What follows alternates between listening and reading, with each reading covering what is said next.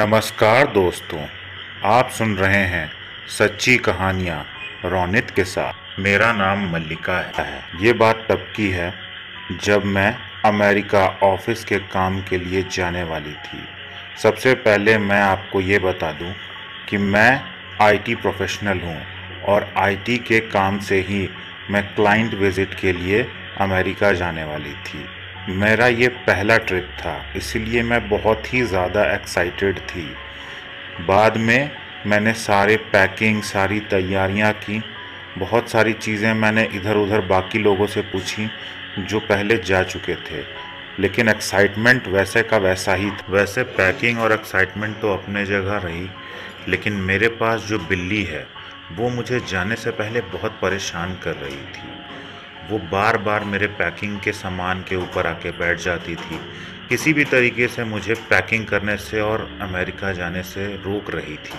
लेकिन मैंने इस चीज़ पे ज़्यादा ध्यान नहीं दिया, क्योंकि मुझे ये लगा कि हो सकता है मैं इतने दिनों बाद इसे कहीं छोड़ के जा रही हूँ, इसलिए ये इस तरीके से बिहेव कर रही है। खैर, मैंने इन सारी चीज़ों पे ज़्यादा ध्यान ना देते हुए अपने पैकिंग पे ध्यान दिया। फिर मैं ऑफिस गई कुछ डॉक्यूमेंट, फॉरेक्स कार्ड और यूएसडी लेने के लिए। जब मैं ऑफिस पहुंची तो सामने से मेरा एक कलीग चला आ रहा था और वो मंद मंद मुस्कान देते हुए आ रहा था। मेरे नज़दीक पहुंचते के साथ उसने मुझसे तंज कसते हुए कहा कि क्या बात है मल्लिका, तुम्हारी तो लॉटरी लग गई। तो मैंने भी मुस्कुराते हुए जवाब दिया कि इसमें लॉटरी की क्या बात है, ये तो क्लाइंट का रिक्वायरमेंट है, इसलिए मैं जा रही हूँ। हालांकि अंदर ही अंदर मैं खुश थी, लेकिन मैंने उससे कुछ भी जाहिर नहीं किया। फिर मैं गई और मैंने सारे डॉक्यूमेंट्स, फॉरेक्स और यूएसडी कलेक्ट किया, और ये सब लेकर मैं जब हड़बड़ी में वहाँ से निकली तो मैं दरवाजे से टकरा गई और सब कुछ बिखर गया। तब तक पीछे से आवाज़ आई, संभल के मल्लिका। मैंने उस टाइम तो ध्यान नहीं दिया, लेकिन जब सब कुछ मैंने उठा लिया तब मैंने पीछे पलट के देखा और पीछे कोई ना था। मैंने सोचा हो सकता है जिसने ये कहा हो वो वहाँ से जा चुका हो। और आखिरकार वो दिन भी आ ही गया जब मुझे अमेरिका के लिए फ़्लाइट लेनी थी। मैं बहुत ही खुश होकर के, लेकिन चुपचाप सावधानी से हर चीज़ का ध्यान रखते हुए घर से निकली। टाइम से पहले एयरपोर्ट पहुंची और वहाँ पे पहुंचने के बाद चेक इन वगैरह सब कुछ अच्छे से किया। उसके बाद जब मैं अपने फ़्लाइट के लिए वेटिंग एरिया में वेट कर रही थी, तभी वहाँ पे मेरे बगल में आकर एक लड़का बैठा। मैंने तो उस पर कोई ध्यान नहीं दिया, लेकिन थोड़ी देर में उसने कहा कि मेरे जूते के लेशेस खुले हुए हैं। मैंने उसके तरफ बिना देखे हुए अपने लेशेस बांधे। फिर मैंने उसके तरफ देखा और सोचा थैंक यू बोलूं या नहीं। फिर मैंने कुछ नहीं बोला, सिर्फ आंखों से ब्लिंक कर दिया। और उसके बाद से फिर थोड़ी देर बाद मैं वहाँ से उठकर कुछ खाने के लिए लेने के लिए चली गई। जब मैं खाने के लिए सैंडविच वगैरह ले रही थी, तभी मैंने गौर किया कि वो भी वहीं खड़ा है, लेकिन वो कुछ ले नहीं रहा। मैंने सोचा हो सकता है कुछ खाने के लिए लेने आया हो। फिर मैं वहाँ से चली गई और तभी बोर्डिंग की अनाउंसमेंट होने लगी और मैं अनाउंसमेंट सुन के गेट की तरफ चल पड़ी। मैंने देखा कि वो भी गेट की तरफ मेरे पीछे पीछे आ रहा है। मैंने ज़्यादा ध्यान नहीं दिया और मैं चुपचाप प्लेन पे चढ़ गई। जब मैं अपने सीट पे जाके बैठी तो थोड़ी देर तक तो वहाँ कोई आके नहीं बैठा। और आपको पता ही होगा कि प्लेन में एक तरफ 3 सीटें होती हैं और मुझे किस्मत से विंडो सीट मिली थी। मैंने सोचा कि अगर बगल में कोई नहीं बैठा तो मुझे तो मज़ा ही आ जाएगा और फ्लाइट और आरामदायक भी होगी। लेकिन थोड़ी देर बाद वही लड़का मेरे बगल में आके बैठ गया। मैंने तो उस पर ज़्यादा ध्यान नहीं दिया, लेकिन थोड़ी देर बाद उसने मुझसे मैगज़ीन मांगी। मैंने चुपचाप उसे मैगज़ीन निकाल के दे दी। फिर उसने मुझसे हेडफोन प्लग इन करने का तरीका पूछा। मैंने उसे ये भी बता दिया। उसके बाद फ़्लाइट टेक ऑफ कर गई और मैंने सोने का नाटक शुरू कर दिया। उसने भी उस टाइम ज़्यादा कुछ बोलना सही ना समझा।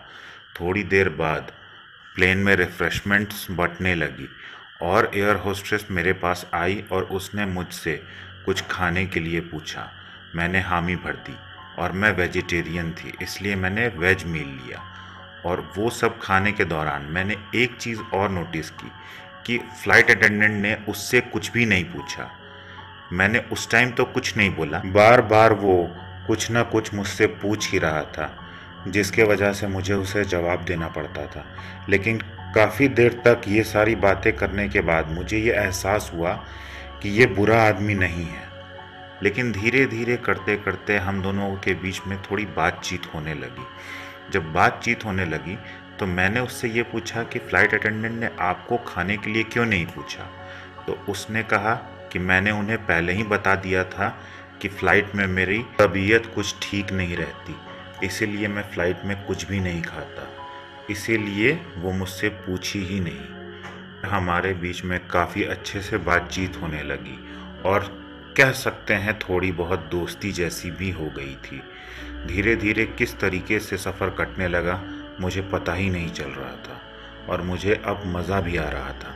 हालांकि वो काफ़ी खुशमिजाज और बातूनी था और मैं चुपचाप रहने वाली में से थी, लेकिन सफ़र काफ़ी अच्छा कट रहा था और वो नेचर से काफ़ी अच्छा था, इसीलिए मैंने भी इस चीज़ को रोकना ठीक नहीं समझा। बातों बातों में पता चला कि वो भी यूएस काम के लिए ही जा रहा है और उसकी भी मीटिंग्स मेरे टाइमिंग के आसपास ही है।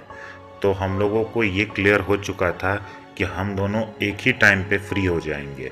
तो धीरे धीरे हम लोगों के बीच में प्लान्स बनने लगे कि वहाँ पहुँच के जब हम दोनों फ्री रहेंगे, तो मुझे भी यूएस के बारे में कुछ खास नहीं पता और उसे भी नहीं, तो दोनों कम से कम साथ में घूम लेंगे। ये सारी बातें होने के बाद मुझे ये याद आया कि मैंने तो इससे इसका नाम ही नहीं पूछा। फिर मैंने अपनी गलती की माफ़ी मांगते हुए सॉरी कहा और कहा कि आप कृपया अपना नाम बताएंगे, मैं जिससे इतनी देर से बात कर रही हूँ मुझे कम से कम उसका नाम तो पता होना चाहिए। तो उसने अपना नाम आदित्य बताया और उसने मेरा नाम भी पूछा। मैंने भी अपना नाम बताया। उसके बाद फ़्लाइट लैंड होने वाली थी, तो हम लोगों ने फ़्लाइट लैंडिंग से पहले सारे प्रिकॉशंस लेने स्टार्ट कर दिए, जैसे टेबल फोल्ड कर देना, सीट बेल्ट लगा लेना। और ये सब करते करते में ही मैंने उसे अपने ऑफिस का एड्रेस दिया और कहा कि एयरपोर्ट पे उतरने के बाद आप रुकिएगा, मैं जो नया सिम लूँगी यूएस का, उसका नंबर आपको दे दूँगी, जिससे कि हमें वहाँ कांटेक्ट करने में आसानी होगी। इतनी देर में फ़्लाइट लैंड हो गया और फ़्लाइट से उतरने के लिए लोग क्यू लगाने लगे। क्यू में लगने के लिए खड़ी हो गई, लेकिन आदित्य ने मुझे कहा कि तुम आगे चल के क्यू में लगो, मैं तुम्हारे पीछे पीछे आता हूँ। मैंने भी उसकी बात सुनते हुए लाइन में लगना ही सही समझा। फिर धीरे धीरे हम लोग सभी एयरपोर्ट पे उतर गए। मैंने पीछे पलट के कई बार देखा, लेकिन वो मुझे कहीं नज़र नहीं आ रहा था। लेकिन मैंने सोचा कि वो इधर उधर कहीं चला गया होगा। फिर धीरे धीरे सब कुछ चेक इन वगैरह, इमिग्रेशन वगैरह सब कुछ क्लियर करने के बाद जब मैं सिम लेने के लिए दुकान पे पहुंची और सिम लेकर बाहर निकली, तभी मुझे वो नज़र आ गया। मैंने उससे तुरंत पूछा कि कहाँ थे तुम इतनी देर। उसने कहा कि मैं थोड़ा बाथरूम में चला गया था और वहाँ से निकलने के बाद देखा तो तुम इमिग्रेशन वगैरह कंप्लीट कर चुकी थी, तो मैंने भी सब कुछ जल्दी जल्दी निपटाया और तुम्हारे पीछे पीछे यहाँ चला आया। फिर मैंने कहा खैर कोई बात नहीं, और मैंने उसे अपना नंबर दिया। फिर हम दोनों बाहर निकले और अलग अलग कैब लेके अपने अपने डेस्टिनेशन को चल पड़े। थोड़ी देर बाद मैं अपने होटल पहुंच गई और मैंने सोचा कि जल्दी जल्दी सब कुछ अनपैक कर लेती हूं, क्योंकि कल सुबह ऑफिस जाना पड़ेगा। इसीलिए मैं जल्दी जल्दी सब कुछ अनपैक करने लगी और उसके बाद मैं डिनर करने चली गई, क्योंकि अब रात हो चुकी थी। डिनर करने के बाद मैं अपने कमरे में आई, मैंने लैपटॉप पे कुछ काम किया और उसके बाद मैं सोने चली गई। सुबह उठ के मैं ऑफिस गई और कहीं ना कहीं मेरे अंदर ये ख्याल कौंध रहा था कि क्या वो सच में मुझे कॉल करेगा। फिर मैंने सोचा कोई बात नहीं, नहीं भी करेगा तो होटल वापस चली जाऊंगी। धीरे धीरे काम चालू हुआ। हम लोगों ने ऑफिस में सारे काम किए, मीटिंग्स किए, सभी कुछ निपटाते निपटाते शाम हो चली थी और अब मैं ऑफिस से निकलने का प्लान कर ही रही थी। एक बार अपने फ़ोन की तरफ देखा लेकिन फ़ोन पे कोई भी मिस्ड कॉल या कोई भी कॉल नहीं आया था। फिर मैंने सोचा कोई बात नहीं, होटल के लिए ही निकल जाऊंगी। फिर मैं लिफ्ट से होते हुए जब ऑफिस से बाहर निकली तो मैंने अचानक से अपने सामने आदित्य को खड़े देखा, और पता नहीं क्यों मुझे अंदर से खुशी तो बहुत हो रही थी, लेकिन मैं उस खुशी को जाहिर नहीं करना चाहती थी। आदित्य भी मेरे तरफ हंसते हुए आया और उसने कहा, सरप्राइज़। मुझे एक्चुअली ये सरप्राइज़ पसंद तो बहुत आया था, लेकिन मैंने कुछ कहा नहीं। मैंने कहा, अरे तुम यहाँ? तो उसने हंसते हुए कहा कि भूल गई, तुम्ही ने तो मुझे अपने ऑफिस का एड्रेस दिया था। मैं अपने मीटिंग से फ्री हो गया था तो मैंने सोचा कि चलो चल के तुमसे मिल लूँ, लेकिन अगर तुम्हें कोई प्रॉब्लम है तो मैं वापस भी जा सकता हूँ। मैंने उससे कहा, नहीं नहीं, अब नाटक करने की कोई ज़रूरत नहीं। जब इतने दूर आ ही गए हो तो चलो कहीं चल के घूम लेते हैं, लेकिन उससे पहले मुझे भूख लगी है, मुझे कुछ खाना है। फिर हम दोनों ने जाकर एक स्ट्रीट फूड कार्ट पे कुछ टाकोस वगैरह खाए, और थोड़े बहुत पेट पूजा के बाद हम लोगों ने कुछ घूमने का, कुछ देखने का प्लान बनाया। मुझे तो कुछ भी पता नहीं था, लेकिन आदित्य ने कहा कि ऑफिस से आते समय मैंने एक देखा था जहाँ पे काफ़ी अच्छी अच्छी घूमने की चीज़ें हैं, खेलने की जगह और काफ़ी सारे राइड्स भी हैं। मैंने भी सोचा इंडिया के मेले तो बहुत देखे हैं, आज अमेरिका का मेला भी हो जाए। यही सोच के मैंने हामी भर दी। फिर हम दोनों वहाँ गए, हम लोगों ने गुब्बारे फोड़े, हम लोगों ने राइड्स ली, काफ़ी सारे पिक्चर्स भी क्लिक किए। रोलर कोस्टर पे हालांकि मुझे बहुत डर लगता था, लेकिन आदित्य के कहने पे मैंने रोलर कोस्टर राइड भी ट्राई की। मेरे बगल में कोई और आगे बैठने वाला था, लेकिन मैंने पहले ही उसे मना कर दिया। फिर वहाँ चुपचाप आदित्य आके बैठ गया। फिर हम लोगों ने बहुत इन्जॉय किया। अब धीरे धीरे शाम ढल चुकी थी और मैंने कहा अब मुझे होटल जाना पड़ेगा। तो आदित्य ने कहा कि कहो तो हम लोग डिनर करके चलते हैं। मैंने भी हामी भर दी। फिर हम लोग डिनर करने गए। हम लोग एक अच्छे रेस्टोरेंट में गए, वहाँ हम लोगों ने डिनर ऑर्डर किया, लेकिन उसने कुछ खाया नहीं और ना ही कुछ ऑर्डर किया अपने लिए। मैंने पूछा अब क्या हो गया, तो उसने कहा कि मेले में राइड्स पे जाने की वजह से आज फिर मेरी तबीयत कुछ ठीक नहीं लग रही, तुम खाओ, तुम ऑर्डर करो। मैंने भी उसे ज़्यादा फोर्स नहीं किया और मैंने चुपचाप डिनर किया और मैं होटल वापस चली गई। जब मैं अपने होटल के कमरे में गई तभी थोड़ी देर बाद मेरा फ़ोन बजा। जब मैंने फ़ोन उठाया तो फ़ोन पे आदित्य था। वो कह रहा था कि क्या तुम ठीक से पहुंच गई? मैंने कहा हाँ, तुम ही तो यहाँ तक छोड़ के गए थे। तो उसने चुटकी लेते हुए कहा, नहीं, मुझे लगा कहीं तुम होटल के कमरे में पहुँचते पहुँचते कहीं रास्ते में खो ना जाओ, इसीलिए पूछ लेना सही होगा। मैंने भी जवाब दिया, अगर ऐसा ही था तो उसी मेले से मेरे लिए एक होटल का मैप क्यों नहीं खरीद दिया? उसने हंसते हुए कहा, बहुत हाजिर जवाब हो।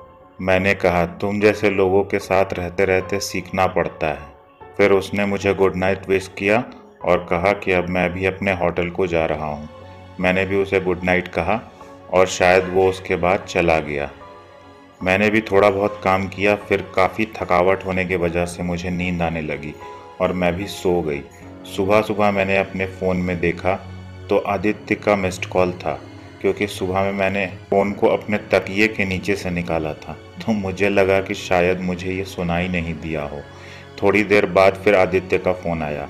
उसने कहा, क्या आज भी ऑफिस के बाद घूमने चला जाए? पहले तो मैं हिचकिचाई, लेकिन फिर मैंने हाँ कर दी, क्योंकि मुझे बहुत घूमने का मन कर रहा था आदित्य के साथ। फिर मैं चुपचाप तैयार होकर अपने ऑफिस चली गई। पूरे दिन के काम के दौरान मुझे बार बार यही ख्याल आ रहा था कि आज हम लोग पता नहीं कहाँ घूमने जाएंगे, आज क्या क्या करेंगे, क्या आज का भी दिन उतना ही मज़ेदार होगा जितना कि कल का था। और ये सब करते करते वो समय भी आ ही गया जब मैं अपने ऑफिस से निकल के आदित्य से मिलने वाली थी। लेकिन आज ऑफिस से निकलने से पहले ही आदित्य का फ़ोन आ गया। आदित्य ने फ़ोन पे कहा, मैं तुम्हारी राह देख रहा हूँ, मेरी मीटिंग आज जल्दी ख़त्म हो गई थी, इसलिए मैं यहाँ आ तुम्हारा इंतज़ार कर रहा था। जल्दी से अगर काम ख़त्म हो जाए तो नीचे आ जाना। मैंने तुरंत हामी भरी और बोला कि तुम बस थोड़ी देर रुको, मैं तुरंत सब कुछ समेट के नीचे आती हूँ। और जैसा कि मैंने कहा था, मैंने तुरंत लिफ्ट ली और मैं तुरंत आदित्य के पास पहुँच गई। और पहुँचते के साथ मैंने उससे पूछा कि क्या जनाब, आज का क्या प्लान है? तो उसने मुस्कुराते हुए कहा, जैसा आप कहें। मैंने तुरंत कहा कि जैसा मैं कहूँ, तुम्हें भी पता है और मुझे भी, कि मुझे यहाँ के बारे में कुछ भी मालूम नहीं, तो तुम ही कुछ बताओगे। इतनी बात सुनते के साथ आदित्य ने कहा कि हाँ, मुझे पता था कि तुम ऐसा ही कुछ कहोगी, इसीलिए आज भी मैं ऑफिस से आते समय एक नई जगह देखते हुए आया हूँ। वो एक पब है, वहाँ पे आज हम लोग चलेंगे, घूमेंगे, मज़े करेंगे और डांस भी करेंगे। ये सारी बातें सुन के मैंने भी हामी भर दी। हालांकि मुझे पब और शोर शराबा ज़्यादा पसंद तो नहीं था, लेकिन आदित्य के साथ जाने के लिए मैं तैयार थी। आदित्य के साथ पता नहीं क्यों मुझे बहुत सेफ फील होता था। फिर वहाँ से हम लोग सीधे उसी पब में पहुँचे। वहाँ जाके हम लोगों ने कुछ ड्रिंक्स लिए, फिर हम लोगों ने डांस किया, हल्का फुल्का खाया, और उसके बाद धीरे धीरे कब वो थोड़े ड्रिंक्स बहुत सारे ड्रिंक्स में बदल गए मुझे पता ना लगा। धीरे धीरे मेरे कदम लड़खड़ाने लगे। फिर मैंने आदित्य को ज़बरदस्ती डांस करने के लिए फोर्स करना शुरू कर दिया, और मैं इस तरीके से उस पर हक जता रही थी जैसे कि वो मेरा सालों से दोस्त है। वो भी इसी तरीके से बिहेव कर रहा था जैसे हमारी दोस्ती बहुत पुरानी है। फिर हम दोनों डांस करने लगे। सभी लोग वहाँ मुझे अजीब तरीके से घूर कर देख रहे थे। मैंने सोचा हो सकता है मैं इंडियन हूँ इसलिए ऐसा हो रहा हो। फिर जब डांस करते करते हम दोनों काफ़ी थक गए, ने मुझे समझाया कि बस अब बहुत हो गया, अब मत पियो। उसके समझाने पे मैंने भी हामी भर दी। फिर उसने मुझे सहारा दिया और हम दोनों एक टेबल की तरफ गए। फिर मैंने अच्छे से खाना खाया। उसके बाद फिर हम दोनों वहाँ से निकल गए। हम दोनों जिस कैब में साथ में जा रहे थे, वहाँ पे अच्छा सा रोमांटिक सा म्यूज़िक भी बज रहा था। उसी कैब ने हमें मेरे होटल पे छोड़ा। वहाँ आदित्य ने मुझे सहारा देते हुए मेरे कमरे तक लाके छोड़ा और उसके बाद मुझे गुड नाइट करके वहाँ से जाने लगा। मुझे तो मन था कि हम लोग और पार्टी करें, लेकिन उसने कहा कि आज के लिए इतना बहुत है। मुझे भी लगा कि हाँ, आज सच में बहुत ज़्यादा हो गया है, इसीलिए मैंने भी हामी भर दी। लेकिन मैंने उसे जाते जाते आवाज़ लगाई और कहा कि कल का क्या प्लान है? तो उसने कहा कल का प्लान कल पे छोड़ देते हैं, आज के लिए जितना हुआ उतना बहुत था। फिर मैं भी अपने कमरे में गई और बेड पे गिरते ही थोड़े ही देर में मुझे नींद आ गई। जब सुबह मेरी आँख खुली तो सिर काफ़ी भारी थी, और ये तो होना ही था क्योंकि मैंने कल रात बहुत पी थी। उसके बाद मैं चुपचाप तैयार हुई और अपने ऑफिस को चली गई। जब मैं काम कर रही थी तो मैं यही सोच रही थी कि क्या आज आदित्य आएगा। काम करते करते शाम हो गई, लेकिन आदित्य का कोई कॉल नहीं आया। धीरे धीरे अब मैं बेचैन हो चली थी। फिर मैंने ये सोचा कि हो सकता है जब मैं बाहर निकलूं तो आदित्य बाहर हो। लेकिन जब मैं बाहर निकली तो मेरी रही सही उम्मीद भी टूट गई, क्योंकि वहाँ आदित्य कहीं भी ना था। मैंने दाएं बाएं देखा, थोड़ी आगे तक जा कर के भी देखा। फिर मैंने सोचा कि अब तो कुछ हो नहीं सकता, तो मैं चुपचाप अपने होटल के लिए चली गई। मैंने फिर सोचा कि उसे मेरे होटल का एड्रेस तो मालूम ही है, अगर उसे मिलना होगा तो या तो कॉल कर लेगा या तो हो सकता है डायरेक्ट मेरे होटल पहुंच जाए। लेकिन होटल जाके मैं और भी निराश हो गई, क्योंकि वो होटल के पास भी नहीं था। लेकिन मेरे पास तो उसका नंबर था नहीं जो मैं उसे कॉल कर सकूं। मैंने काफ़ी इंतज़ार किया और धीरे धीरे डिनर वगैरह किया। उसके बाद जब मुझे नींद आने लगी और मैं सोने चली गई, तब तक अचानक रात के 2 बजे मेरा फ़ोन बजा। जब मैंने फ़ोन उठा के देखा तो ये आदित्य था। उस समय सबसे पहले तो मुझे इस चीज़ का सेटिस्फैक्शन हुआ कि वो मुझसे गुस्सा नहीं है, क्योंकि अभी तक मुझे यही लग रहा था कि मेरे कल के हरकत से वो मुझसे गुस्सा हो चुका है। लेकिन उसका कॉल आने की वजह से अब मुझे लग रहा था कि वो मुझसे गुस्सा तो बिल्कुल नहीं है।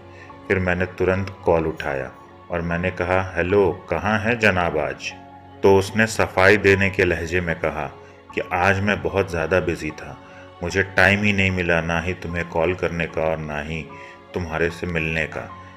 मीटिंग इतनी ज़्यादा लंबी चली कि अभी अभी फ्री हुआ हूँ। अगर तुम्हें बुरा ना लगे तो क्या तुम नीचे आ सकती हो? हालांकि मुझे उससे तुरंत जाके मिलने का मन तो था, लेकिन मैंने उससे बहाना लगाते हुए कहा कि इतनी रात गए, कोई ज़रूरी काम है क्या? उसने कहा नहीं, कोई ज़रूरी काम नहीं है, आओ तुम्हें रात का अमेरिका दिखाना है, कितना खूबसूरत है। मैंने बोला ठीक है, रुक जाओ थोड़ी देर, मैं आती हूँ।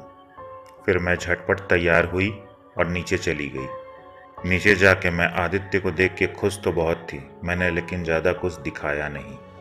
मैं चुपचाप उसके पास गई और मैंने कहा, क्या बात है, रात का अमेरिका ज़्यादा खूबसूरत होता है क्या? उसने कहा, जिस चीज़ को कभी देखा नहीं उसे यूं ही कैसे बयां करें। आओ चलो वॉक पे चलते हैं। फिर हम दोनों वॉक पे चले गए और जैसा कि उसने कहा था, हर तरफ लाइट जगमगा रहे थे, काफ़ी खूबसूरत माहौल था। फिर हम दोनों चलते चलते एक ब्रिज तक पहुंच गए और उस ब्रिज के पास चारों तरफ से लाइट जल रही थी, जिसके वजह से वो ब्रिज काफ़ी खूबसूरत दिख रहा था।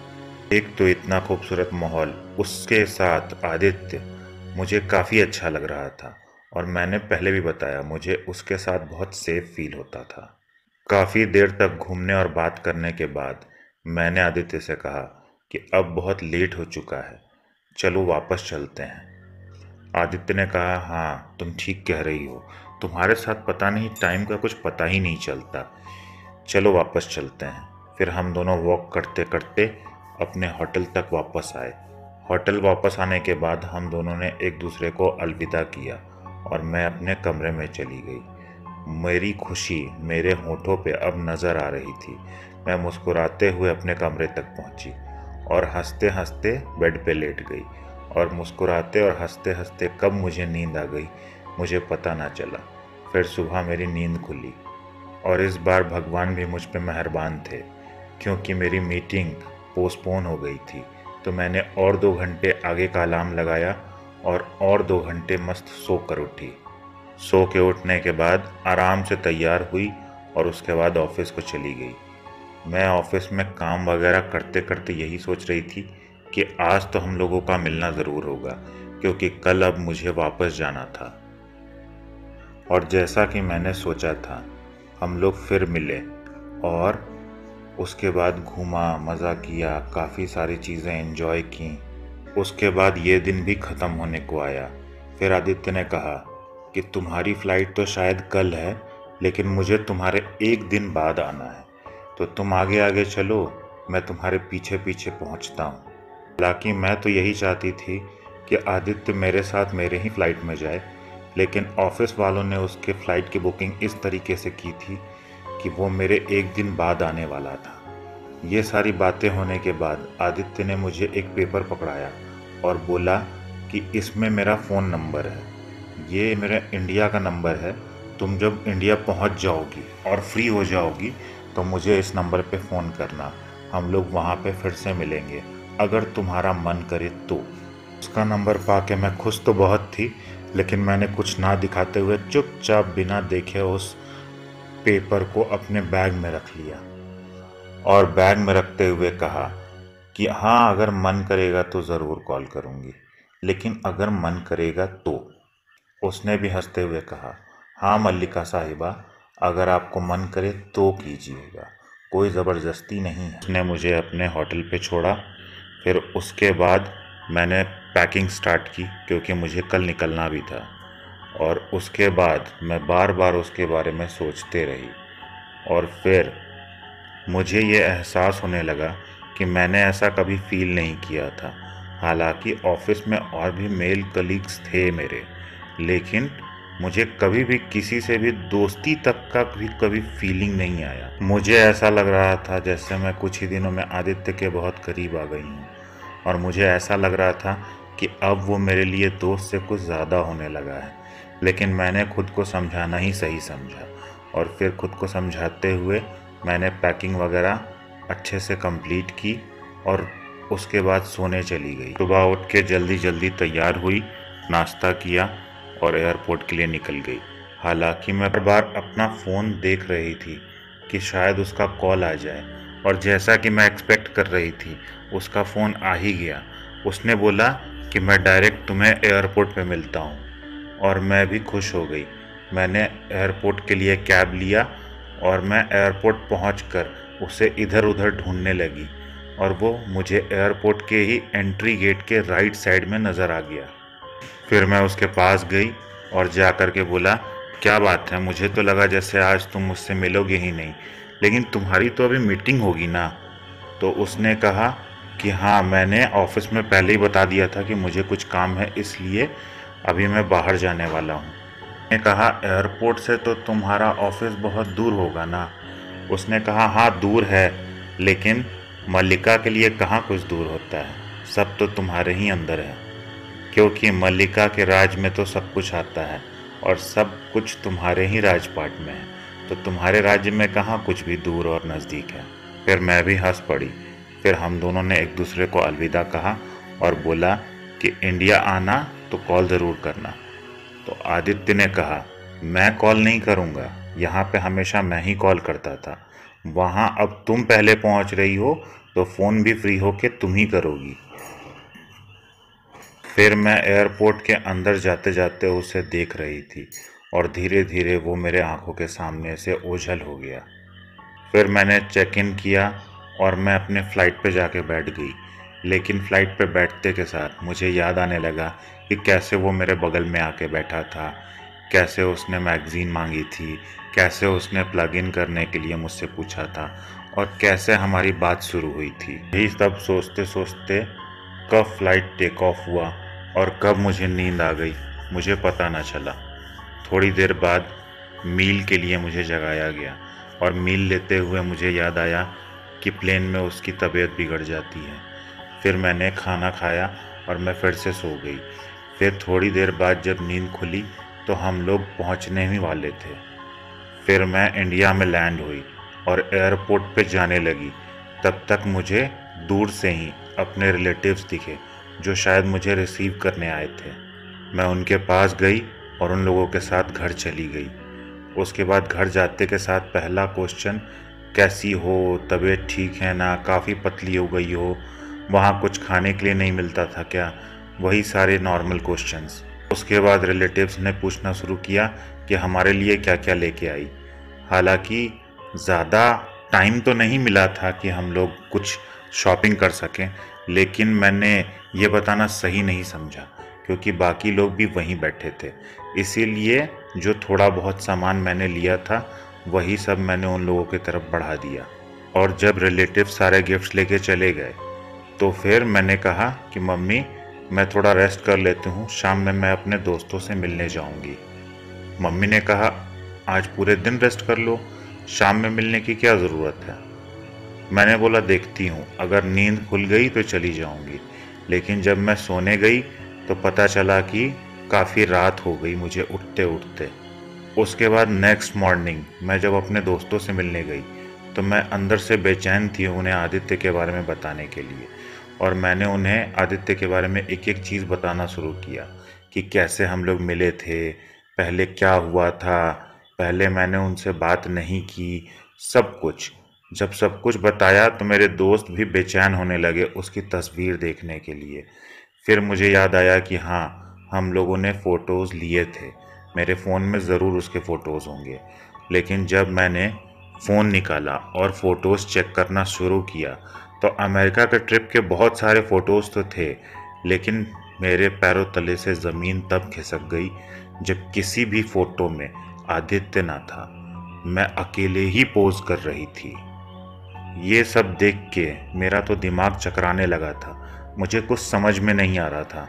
मैं अपने दोस्तों को क्या एक्सप्लेन करती, वो लोग क्वेश्चन पे क्वेश्चन पूछे जा रहे थे कि आखिर ये है क्या, तुम तो अकेले खड़ी है और तुम बोल रही थी कि ये सारे फ़ोटोज़ तुमने आदित्य के साथ लिए हैं, तो कहाँ है आदित्य, क्या फ़ोटो के पीछे कहीं छुपा हुआ है।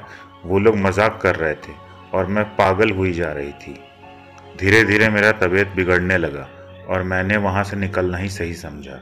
फिर मैं वहाँ से बाहर निकली और मैंने तुरंत अपना पर्स टटोला, क्योंकि मुझे याद था कि आदित्य ने मुझे अपना नंबर दिया था। और जब मैंने बहुत मुश्किल से खोज कर वो पेपर निकाला और पेपर खोला तो देखा कि पेपर तो खाली है, उसमें कोई नंबर क्या कुछ भी नहीं लिखा हुआ है। अब मेरे आश्चर्य का कोई ठिकाना न था।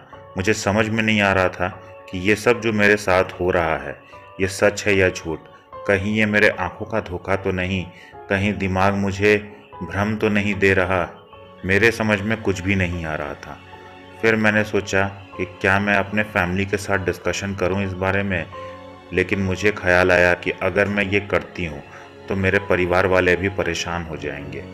मैंने कुछ दिन तक वेट किया कि हो सकता है वो खुद ही मुझे कॉल कर ले, लेकिन ऐसा कुछ भी ना हुआ।